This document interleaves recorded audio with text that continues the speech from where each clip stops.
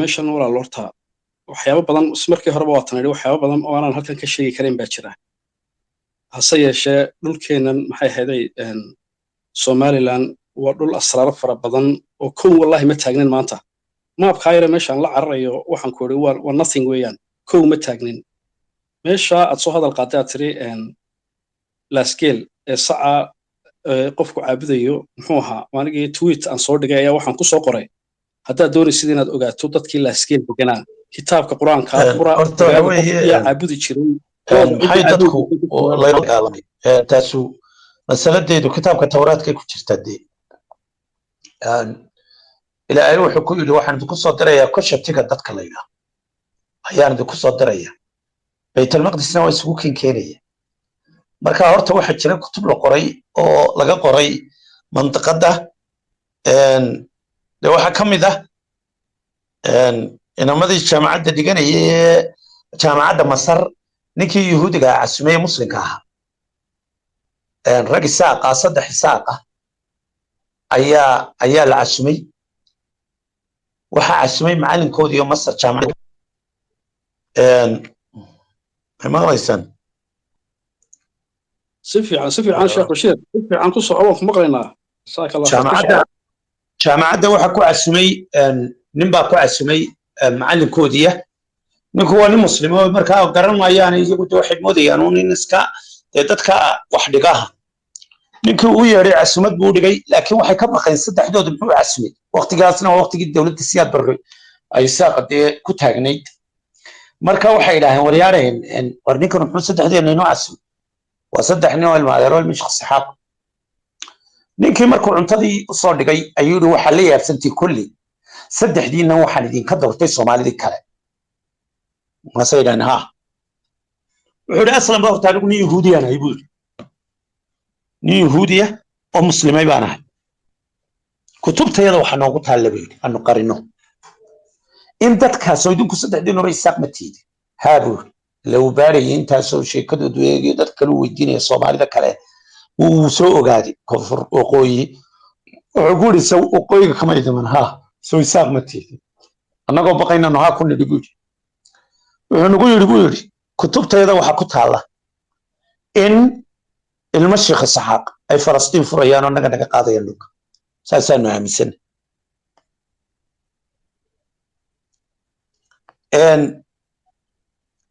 waxa kale waa weydiin doontaan ilma Xuseen Meegaag Samatar Xuseen Meegaag inaan wuxuu deganaa North London kitaab bay akhriyeen iyaguna way sheegeen kitaab baan helay buuri noocaas ayaa qof inaan igu tiriyay inaan Xuseen Meegaag dhahay oo waan ku akhrina oo marka waxa weeye mas'alada aan leenahay maxaa dhulkeena dadkeena loo leynayaa ama waxa loo leynayaa adduunka qabsanaysa oo lagaaga baqaya ويا دad iska tayd qoshin qadhaad cidina kuma dhibteen waa lagu qabsan lahaayo sida scheme oo loo haysto sida loo haysto dadka New Zealand degan sida Aberchiniga loo haysto ayaa lagu haysan lahaa oo la iska ka haysan lahaa la iska ka lahaa marka waxa weeye wax walbi alba'ratu tadullu ala alba'ir saarada xoolaa looda iyo geel waa kala jaad ariguna iyo riyo iyo muxuu ahaayay kuwa iduna waa kala jaad laakiin haddaad isku darto idaa iyo riyaa kala garan maysid markaad isku darto marka waxa weeye dadkan bani aadanka taariikh baa loo samaystay waxa jira system adduunya genetic waxa la yidhaahaa genetiga royalka ah ama nebiyada ka yimaada waa genetic khatara waa genetic aan ogolayn inay cid maamusho waa genetic aan ogolayn in daa'iman doonaya inay meel sare qabsadaan daa'iman inay meel helaan bay doonayaan marka Soomaalida waa laga baqaa Somaliland baan ugu khatarsan waa tan la dilayo imka cunto dhacday baa maalin walba lagu bedelaa halkan dawladda hoose ay sheegtay halkan Hargeysa agteed iyo dhinaca meelaha baa la geeyayo markaas cuntada numberka laga soo bedelaa rag baana sameynaya inagoo gaalada sameynaysa iyo kuwa doonaya in dhulka dadka ka takhalusaan patrolkeen waxa loo soo saari waayay ninka la yiraahdo maxaa la yiraahdaa Zaki Yamani ayaa sheegay patrolka Soomaaliya anaga haysanay because Soomaaliya hoos bay joogtaa annaguna xagga saraan joog batroolka iyagoo dhan Soomaaliya u tagay Soomaaliya marka waxa weeye Sacuudiga batroolka dawladda soo saaraysa lacagta si jiray marka masaladu umarada Sacuudiga oo dhan Soomaaliya la shaqayn jirtay masaladu meeshu ay ka sartu ka qurunsantay waxa weeye shakhsiyadaadan baa shakhsiyad ogol inay warbiniyeen waxa weeye waa shakhsiyad doonaysa inay wax noqoto oo jidkeeda ku jirta in nafteeda kama saari kartid hatta hadad baqdo oo aan maanta istiraaho baq oo cidina ku ogaan oo tan qari oo tan qarin aakhirka oo ku khasbantay inaad soo saarto geneticaaga ku soo saaray geneticaaga ku soo saaray لماذا آل البيت دائما آل البيت محي وقت البلولة تقالب جري محا جلالك الله قرأ محا لوح الحري جري محا آل الحسن ودن ما نقرأ قار حسين كم إذا شلك عباسين تلو قرأ محا أموين تو قرأ جري محا مير وبلو قدي محا منكي انتو عري سوى المهي سيستا البورتا المهي كغد عي المهي ودنتي ويرتاح من الدنيا وشرع محا أبو الأشبال الزيد الحسني الحسيني محو انت سووا شيء وين اهل بيته محو مركو اركي انك كلا ان اقخل من وديديا انك بيا شبيا بيولا بهنا امير دي هي الشيخ البيولا هو تاجله محو ديديا مركو ويدين كفرحدي اسو محو نيا جبل حوري الهي وننتي داخلي وقي ابهي وقي مركي دمنا وحوري الهي وقاقبه يعني هو سؤال ذو سويدين السوق أقبل كرا نبي محمد صلى الله عليه وسلم عتردي سوي كده وانت بشر كلا وفضل إلهي السين أم يحسدون القرآن كان كتشفته قرآن كنا لا يأتيه الباطل من بين يديه ولا من خلفه أم يحسدون الناس على ما آتاهم الله من فضله فقد آتينا عليهم الكتاب والحكمة وآتيناهم ملكا عظيما ولأجل هذا يقول ابن تيمية أن الشريف كشرفت له شرفت عربتنا وكلد وانت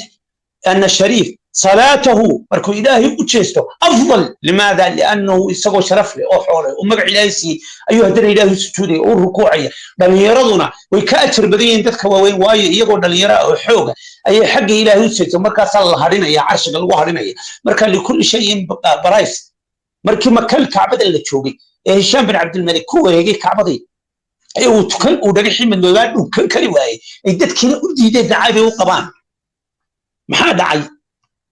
maxaa dhacay waxa dhacay inuu iska fadhiistay halka isagoo yaabsan meel iska fadhiistay amiir abiiba amiirka ayo boqor ahaa isaguna waa amiir loogama baydhin xaashiyadiisii askartiisii wixiisiiba loogama baydhin waxa soo baxay nin qurux badan oo dhalaalaya oo cad oo nuuraya markuu soo baxay ku wareega kacbada markuu wareegaba waxa dhacda inay dadku markuu israa dhagaxa dhunkaba ay saa u kala baxaan sida ciidamadu u soo dhaweeyeen boqorkay labada dhinac u kala soo taagaan ayaa shacabku bay isu taagaan reer Makaba iyo dadka xaramka tawaafayaaba markaasuu kacbada dhunkada suu wareega markaasuu dana dhagax madow dhunkada markaasaa Hisham bin Abdul Malik reer Sham ku yidhaahay ma hada alladhi haabahu الناس هكذا warninkan ay sharfeen isaa loo sharfay waayo markaasuu la aarifuhu هشام بن عبد الملك وين ذلكي وقرنيه وزين العابدين ونرى بني هاشم ونرى بني عبد مناف ونن قريش وقرنيه والديدين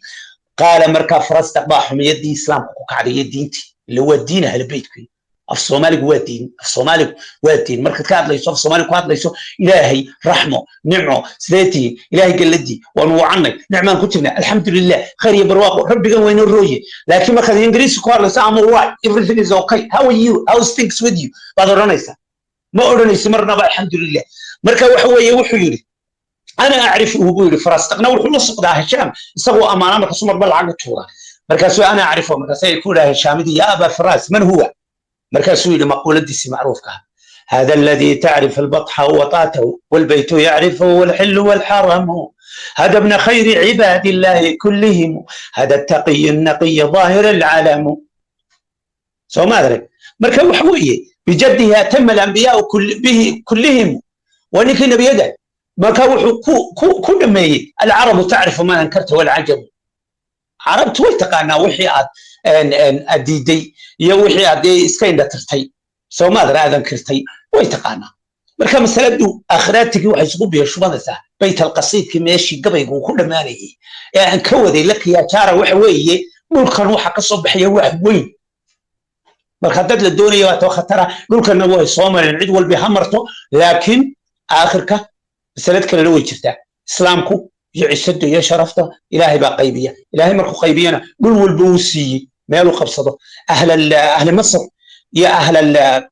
محوها يا أهل المغرب يا أهل إفريقيا الجنوبية وحسيي إن والجنوب يا الشمال الإفريقي وحسيي إن كتاليان أندلس بيق بصدين عثمانيين ترى يوروبا لوج الإباء إن قالوا والبني إسلام كحكم إن الحكم كان هو هراي وقت جاني وي دينت إسلام كان فضل مسلم كان فضل بين كلنا نبي جانا دول كنا سودوي ثانيا دول كم واحد إيرامي كان سن مرجعيسة صوماليا وحلو يقانا بر السعد بر السعد بالله يقانا دول كان صوماليا حبشي انت نور بر السعد بالله روايات كانوا وحلو يقانا أرض الطيبين لكن وحلو يقانا بر السعد كما هو في كتاب فتوح الحبشة للجيزاني الفقيه نك الجيزاني كتاب قري بر السعد بالله مركا إلهي بنو خير كبرينا وجزاكم الله كل خير وما تسنتي ثانك يو فيري ماتش وما سنت يا شيخ شريف يا شيخ بشير ما يمغش ما يمغليش محمد ها وانك مقليني شيخ بشير سينبي waxa waa inagu soo kordhay niman badan oo aqoonyahana halka waxaan ku arkaa photographer Yusuf ya PH Yusuf niman badan oo aqoonyahanaba ayaa imika inagu soo kordhay hore anigu caalamiyihi oo ninka baaritaanka ku jira baan hay ardayga waxaana la yiri al-ilmu bayna talaamid markaynu sida u rugno nin walba wax baynu ka helaynaa xog baynu ka helaynaa wax yar baynu isku dardaraynaa ay hawsha inoo wada war فليتفضلوا مشكورين أنا وين دلي بيورين شيء غير وين دلي يعني وين دبي يعني باريتان كريسيرش كي ولي وان وضع وحنا واحد مانيا معها وأنا يقولي بقول كيف ملا 1% لما هاوش أنا مخان بلابه وحنا يبغى هنتهاي وحاولوا مقارنة ساتة أي دولة أي باران ويان وحيجا أود بدنا يجا ويان marka kulay imika adigu bilowgii baan ku jirnaa hase yeeshee imika maanta marka hada khawdhan idin soo wada koobo maanta xog bayna haynaa hore waa lagu sheekin jiray taariikh iyo waxba iyo archaeology site maanta meel baynu gacanta ku haynaa oo mapkeedii oo 5000 years ago meesha yaalay ayaan gacanta ku haynaa maxay tahay site-kii archaeological ee pyramid-kii iyo maxay ahaday iyo abul hole-kii ama sphinx-ka waynu haynaa marka wali waxaan publish gareeyay ma jiro waxa jirtay oo kaliya markii aan xogtan aan soo dhameeyay ee anigu research-kayga aan dhameeyay markaan u baahday bal cid wax igala qabato markaan xukuumadda Soomaaliland ay wax arrinkan ila fahmi waayeen aqoonyahanka reer Soomaaliland markay waxaan ila fahmi waayeen team baanu sameynay teamkaasna aan u bixinay Somaliland Association Somaliland Archaeological Association teamkaas oo qaarna Hargeysa ay joogaan qaarna imika halkan ay joogaan intaydaas ay iskaashatay qaar naga mid ah ayaa waxay la xiriireen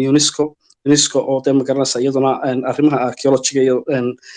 heritage-ka arrimaha waxay nagu la taliyeen warqad bay noo soo direen wad arki doontaan tweet-kayga ku jira way noo soo jawaabeen waxay nagu yiraahdeen Somaliland qayb kama aha UNESCO waxa haddaad doonaysid inaan ku caawino waad xogtii wad helaysaan waxay nagu yiraahdeen haddaad doonaysaan inaan ku caawino la xiriir dawladda Soomaaliya marka dawladda Soomaaliya la xiriirdo markaasaan wax ku qaban karnaa هي أقول نبل هي واحد كل سؤال الشيخ عالم كل عاوي نوجه شيخ بشير يا جزاك الله خيرا نكاس سؤاله لو يدينا يا أنا أقولي أرضي وأنا وكبح ولا المهدي وأت ما سنت إسحاق أدير يوسف الكم كسر عذر سؤال السلام عليكم دمانتين با أنا سينب أنا ما تسند إن سبيس كان قبطي إن إيزاك جوزيف إن ساق يوسف إن أديكا مصطفى إيو إنت كالاد مقعيدو دا أنا نغتن كشي كرين يعني إلهي دين كابال مريا سيدايدون إفرت كو جليسين وحن مهيم كعادت كو لو داكتين وحن وقو كردسين one sentence نهان نقطة حكمة تاريخنا اللي هاي مركب بالشدة اللي وذاكتان يعني it raises eyebrows يعني مسكحة قفك ويسي فرطاو باهدي اللوسي قباسي بذاتا somehow سيدي دون طبعا نقطة فيل كان والغسي تشيدي بالشدة هدانا نوسكحة لو وقت جايجي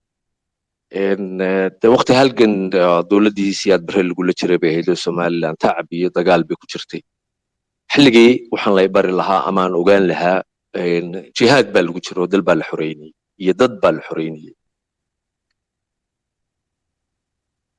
sidaa uu sheegay isaaq halkan markaan imanaya waxaan islahaa photographer ahaan somaliland 6 bilood ka badan kugu qaadan mayso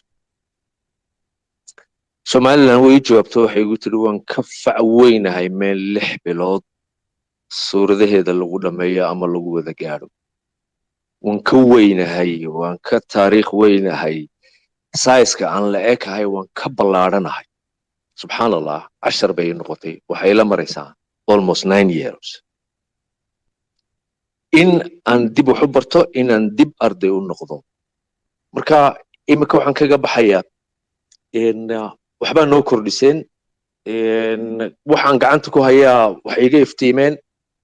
bal fadlan sii wada oo ha ka niyad jabina maantay dadku idiin soo jeedaan oo diyaar u yihiin asalaamu calaykum waad mahadsantahay adeerayo yusuf aad iyo aad baad umahadsantahay photograph yusuf aad iyo aad baad umahadsan tahay howlahaad ku jirto iyo howlahaad wadana annaga lafteeda motivation bay noo tahay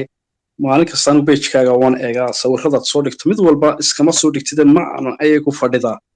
marka arrimahani waa arrimo wada shaqaynaya weeyaan jasaakallah khayran baad ku leeyahay waynaanu sii wadaynaa hawl aniga igu kooban maahee qof kastoo reer somaliland oo wadanimadii iyo maxay dal jacaylku dhab ka yahay wax kasta wuu huraya inaan maanta halka ka sii qaadno weeyaan hawsha waynu wada wadaynaa wax inagu kooban maaha inagoo keliya waad mahadsantahay walaal adiga mudan waxaan uga socdaa kelmad baa tiro waa run oo waxaan ugu iga weyn yahay baa tiro oo wixii dowladuhu qaban jireen but of course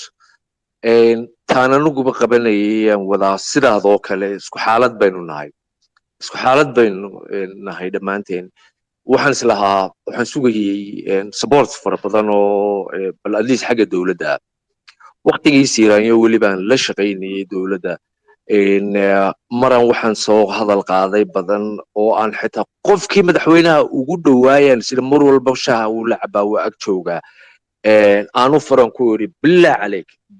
calayk waxa kaloo dhan ka kaalayo goobtaasaan soo arkay nin archaeologisan la socdo finland ka yimi oo hay-ad archaeologiya la shaqeeya oo hoos tagta kuwa contractska UNESCO ka qaata goobtaan tagnay waxay ahayd goob laasgeel aan aad uga fogeyn for example haddii laasgeel ahayd meel commercial dadku markay laasgeel yimaadaan buurtun bay toosu tagaan laakiin dee marka inta yara archaeologiga iga iftiintay intanaad wax ku aragtay maaha waxbaa istilmaamaya dhulkuna intan uu ka ballaaran yahay su-aalaad isweydiinaysaa wax badan baad isweydiinaysaa wax badan baad arkaysaa haddaad marna waqooyigeeda uga kacdo marna koonfurteeda uga kacdo marna barigeeda uga kacdo marna galbeedkeeda uga kacdo odadu intaada yar marba dhaqaajisa in yar waxbaa ku iftiimaya meesha aanu tagnay meel runtii qofka dee aan aqoon u lahayn waxaan markuu dul istaago waxay ahayd meel in tilmaan aad u yar leh waan idinla wadaagi suuradda markan meesha tegn waxa cajiiba meeshu waxay leedahay tilmaamo yaroo kooban oo tilmaamaya waxa ay tahay meeshu waxay ahayd xaruntii difaaca ee laga ilaalinayay for example lasgeel oo kale oo basekoodii ciidamadoo kale taliskoodii ciidamadoo kale ninka archaeologistka wuxuu igu yidhi waxaad eegtaa dhagaxa halkaa yaalla hoostiisa waxa ku xardhan ee ku samaysan hal item ma yahay sidaa ma yahay dabadeedna hadda markaasaanu soo wada istaagno muu arkin isagu gaadhaanu ka soo wada degno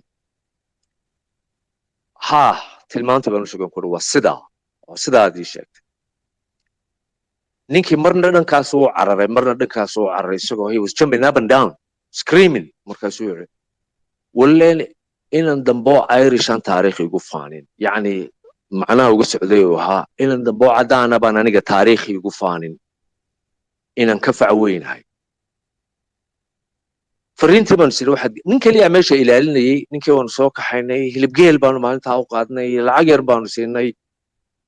waanu dhiiri gelinay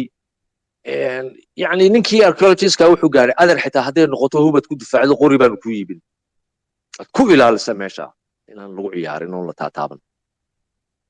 almuhiim madaxtooyada gudaheedii baan ka yara dhex ololeeyey in wixii laga hoos qaado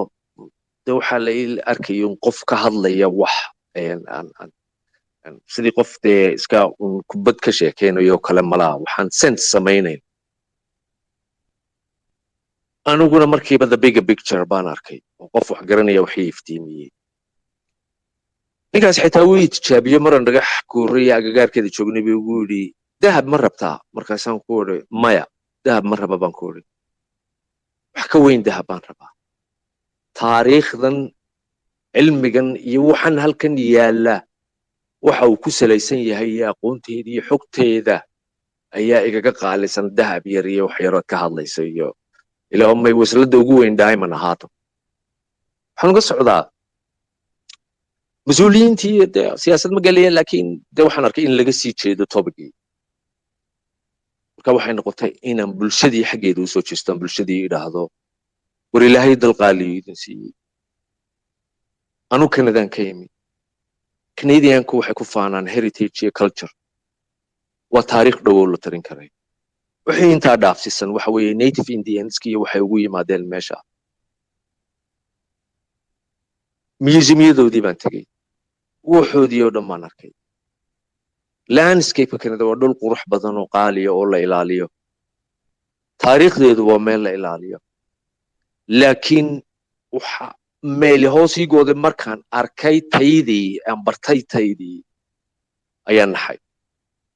waxaan haystaa siduu qaaliga u yahay miisaanka uu leeyahay inay tahay halkii jaadii xisaabta ka bilaabantay in ay fog tahay iyo sidai u qaawantay ee bannaanka u taalo iyo sida dadkayga ugu sii jeeday aanay waxaan uba arkaynba qiimaha uu leeyahay waxaan o dhan because waa laga jeediyey dadka kii in yar yaqaanayna dee interestkiisa gaarka ah buu ku fushanayey oo dantiisa gaarka ah buu ku qabsanayey laakiin qofka ina u damqanaya dadka isle ilaahayo dadkan waxooda fahamsii yani way dhibaysaa dabeedna waxaad odhanaysaa weligaa ma regret garaysa waxaad aqoon u yeelatay oo ma tiri maxaa ku baray waxan for me it's one of those waayo dee saa umaan werwereen haddii aanan aqoontan yar ka heli lahay dabadeedna adaa tolo halkaa sidii ma loo ilaaliyaa tolo halkaa dayac ma ku yimid tolo halkaa cadowgii baadhanayey ma laga ilaalinaya tolo halkaa siday tahay because dad baa in yar fahmo farataysanaya oo guranaya dad baa dusha wax ka xaabxaabaya haddana it bothers way ku dhibaysaa waanay ku dambaysaa dalkan bini aadamka kala yimaada iyagoo wax soo akhriyey oo wax u yara iftiinsan yihiin bay yimaadaan iskama yimaadaan sabab bay u yimaadaan waxii ay soo akhristeen ay soo ogaadeen khalad iyo saxba iyo waxay meeshii ugu yimaadeenba iyagoo aamusan bay halkaa kala baxaan qaar grievance bay muujiyaan oo waxay muujiyaan yani what's wrong with you people come on what on earth is wrong with you people idinkoo waxaan haysta sidaas sidan u tihiin waxaan hubaa haddii dalkayga iyo dadkaygu ay u soo jeesan lahaayeen waxaan iyagoo one team ah oo ay ilaalin lahaayeen oo ay fogsgarayn lahaayeen siday ilan qabaa'ilba waxweyn isku tarnaawo innagan isugu dhiibayne isugu waalayne maalinba goob silig adag inta lagu wareejiyo la ilaaliyo cid loo sameeyo mushahar wacan loo sameeyo la yidhaa waa waxaagiya ilaali ya oo qof waloo aqoon leba ee dee laga taxadari lahaa oo laodhan lahaa war qof walooba kaale intaada ku kordhi loo dhisi lahaa goobihii wax la dhigi lahaa waxaan dayacane bannaanka ku dayacmee soo baxay meelihii lagu stoorgarayn lahaa room temperaturekoodii iyo dadkii aqoonta u lahaa qalabkoodii u samayn lahaayeen mid dhul ugu hura mid adduun ugu hura mid cilmi ugu hura oo carruurteenna waxbaranaysa qaar lagu dhiirigelin lahaa in la yidhaha barta archaeologyga barta aqoontan fiilkan aqoontiisii nagu yar tahay yani anigu I'm a photographer I'm not an archaeologist ma ihi qof aqoon u leh laakiin waxaan kala bartay in yar waxa man made ka ah iyo waxa abuurtii ilaahay uu dhulkan ku sameeyay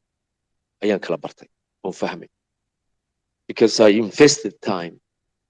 and suuradaha qaar markay iga soo horbaxaan waxaanan markii hore arkay maan arkaay markaan ka dhex arkaa waayo markii hore maan arkayn badee wax kale aan eegayay dhisma yaroo cawlan iyo waxaan eegayay iyo dadka daabiyada yaraan maray anoo gaariga saaran sawirkan ka qaaday siduu u eegyahay laakiin markii aan wax badan helay aqoon badan aan kororsaday intaan Mustafa iyo Isxaaq ka arkay ayaan dib ugu noqday saakadaasoo ugu dambeysaan daawanayay qaar sanaaga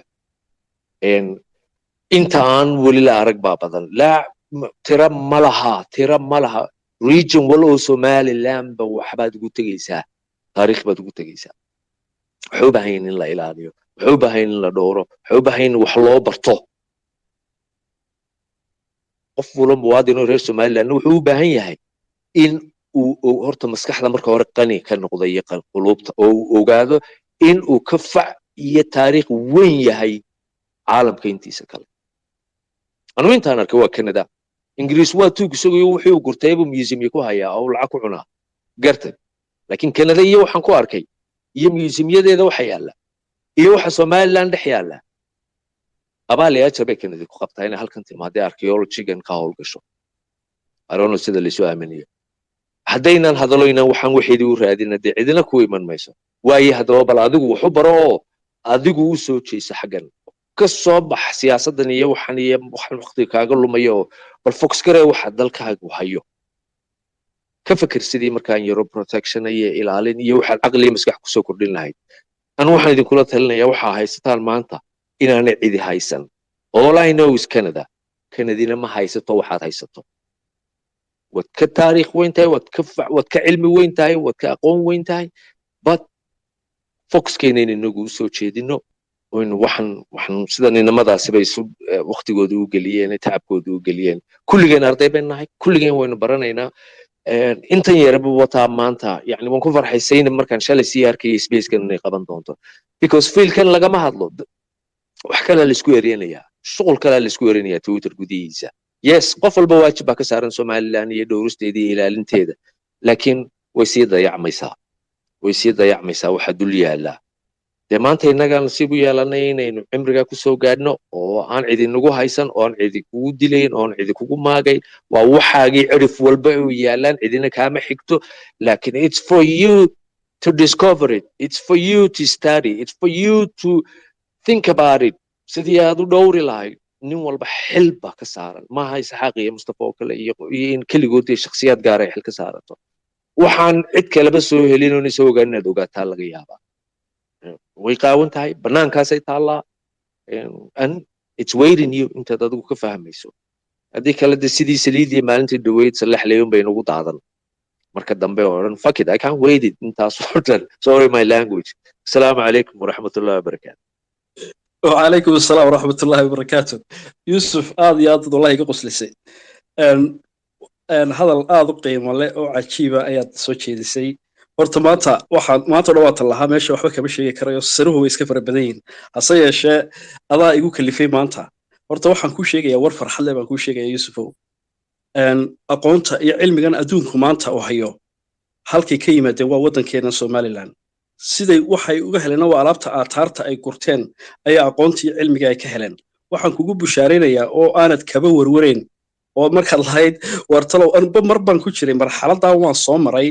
wala talo meeshii halka goorma la farataysanay alla meeshii halka talo goorma la xadaya marka de wixii aan arkayo ma garanaysa awoodii aan ku ilaalinay aanan hayn hase yeeshee alxamdulillah markii aan cilmiga sii kororsaday iyo aqoonta marka sii kororsaday waxaan kugu bushaareynayaa Yuusufow marka lacagta aad joogto Canada marka aad joogto ama Mareykan aad joogto ama Ingiriis aad joogto lacagtaadu banki bay kugu jirtaa soo maaha bankiga marka doonayso lacagta inaad la soo baxdo cash machine baad tagaysaa soo maaha cash machine markaad kaarkaaga geliso pin number-kaaga gelinaysaa sidaas lacagta ku helaysaa process-kaas lacagta ku helaysaa waxaan ku sheegayaa Yuusufow aan kugu bushaaray aan ku leeyahay ku seexo xasanadahan ku jira Somaliland wada pin number bay ku xidhayeen inta fahmayso ba fahmaysa intan maanta yare gacanta aan ku hayno ee 1% aan ahayn for example inta yare maapka yaraan hayo waxa ku yaala 11 sites ayaa ku jira waana wada treasury mid waliba wuxuu meel gooniyaba ku jira waana same area marka wax ciyaar lagu helayo ma aha wallahi saasaan baa uga warwari jiray markii hore hase yeeshee aqoontii iyo cilmigii alxamdulillah waxaan gaadhay in waxaan aan pin number in lagu furo mooyaane pin numberkuna day kana taqaan ma pin numberadu way iska fara badan yihiin waan ka baxay Yusuf intaa ku seexo mahadsanaysaa aqo aad baad mahadsan tahay waad mahadsan tahay adeer Yuusuf Isaaq Mustafa ku soco walaal waad mahadsan tahay walaal Sheekh Bashiirna wuu naga baxay anigu Sheekh Bashiir muddo dheer baan isla soo wax ka baranayay oo imanka malaha wuu naga baxay laakiin insha Allah wuu noo soo geli doonaa waa cilmigiisuna waa bad maasha Allah tabarakallah taasi waa mid Zainab iyo Fadumana aad iyo aad bay u mahadsan yihiin inay barnaamijka noo qabteen Mr. Isxaaq inaad su'aal baan ku weydiinayaa maxaad kugu soo kordhay xaggan imanka cilmigan aasaarta iyo wax in badan baad daba socotay war badanna waad ka haysaa maxaa soo kordhay ishana xaggee lagu hayaa waad mahadsan tahay walaal waad mahadsantahay Mustafa anagu de waan iska warhaynaa Mustafa laakiin ninka maxay ahaday sheekha caawa Sharif Bashir waad qarisay sheekha aqoon badan iyo cilmi fara badan baa ku duugan inaad sheekha naga qarisan lahayn wax badan buu loo fududeyn lahaa moogtay waxaan ku horta walaal intii dawaaniga ku xogtii Unisom horta xogtii way heshay waati warqadda wad arkayseen ay soo qortay leedahay congratulation in treasury for Somaliland and for the humanity in de ma garanaysaa way de ila fahantay waata ay yiraahdeen xagga Soomaaliya Soomar hadda doonaysan aan kula qabano hase yeeshee anigu wax jawaaba oo wax de maan sii daba gelin markay yiraahdeen xagga Soomaaliya tag baan ka hadhayba waxaan ay u kalifay markii hore de Unisom UNESCO mabaan de gaarsiin lahayn waxay u kalifay markaan arkay xukuumaddii Somaliland iyo shacabkii reer Soomaaliya waxa jira aqoonyahan archaeologist Somaliland baa jira markuu mid walba yiri Isxaaqo markay igu jawaabeen Isxaaqo wax haysa waxba kama jiraan ayuu mid walba igu jawaabay markaas anta ogaaday inaanay wadankan aanay damba ka lahayn oo ajenda kale ay wataan taas ay u kaliftay horta inaan UNESCO aan gaarsiiyo hawsha imikana waqtigan xaadirka ah maxay ahaday de waxa jira waxaan idin sheegayaa marka hawlo fara badan baa jira oo wadanka mid walbana waxa lagu imanayaa undercover project baa lagu imanayaa waxaan ku sameynaynaa waxaan ku qabanaynaa imika for example waxaan maqlayay maalin dhowto Swedish niman hay'ad Swedish oo timi oo tiri sheekh baan waxaan ka sameynaynaa stadium ka waxay yiraahdeen dawladda Somaliland gacanta u gelin mayno annaga gacanta ku qabanayna profitka wax walba wixii ka soo baxaba annaga gacanta ku haynayna oo meesha degaynaa marka waxaan uga jeedaa meelo isha oo dhan marka la xageeba loo jeedaa war Somaliland oo dhan baa Mustafa isha lagu hayaa ma aha meel kaliya Somaliland oo dhan baa isha lagu hayaa inaga waxa la inaga baahay ma aha inta dhulka isaaq dago war Samaroon iyo Ciise iyo maxay ahaday wallahi dhulku kala daran odhanina waa dhulka reer Sheekh Saad Degayn waa dhulku kala daran baan ku oray aan soo maray anigu ilaa gobolka Awdal gobolka maxay ahaday Saylac dhulkan maxay ahaday Sanaag Sool war waxaan ku oray barigan research kan iyo hawlahan marka dhameeyay intaas markay dhamaatay dhulkii kale Soomaaliland ma soo markaas midba ka kale ii dhiibay ilaa markii dambe aan ku dawaqay baan iskaga soo baxay marka dhulkeenu walaal ma kala dhaco Mustafa ishana waa lagu wada hayaa ase yeeshee anigu waxaan warwarkii hore markii hore ay hayay in talo waxaan miyaa la xadi doonaa horta warwarkaas uu iga bacay oo waxaan wax dadka deegaankani dadkan qarankan Somaliland uu leeyahay weeyaan waqtigiisa aan ku soo baxaya marka waxaan oran lahaa in wadankeena ilaashano oo inuu ilgaara aynu ku eegno as a team work aynu ku wada shaqeynno oran lahaa saas u bay wax lagu sheegayaan insha Allah waqtiguna waa iska xilli dambe in badan baynu ku jirnay waxaan shaqo tagayaa berrito aad iyo aad baad u mahadsantiin dhamaantiin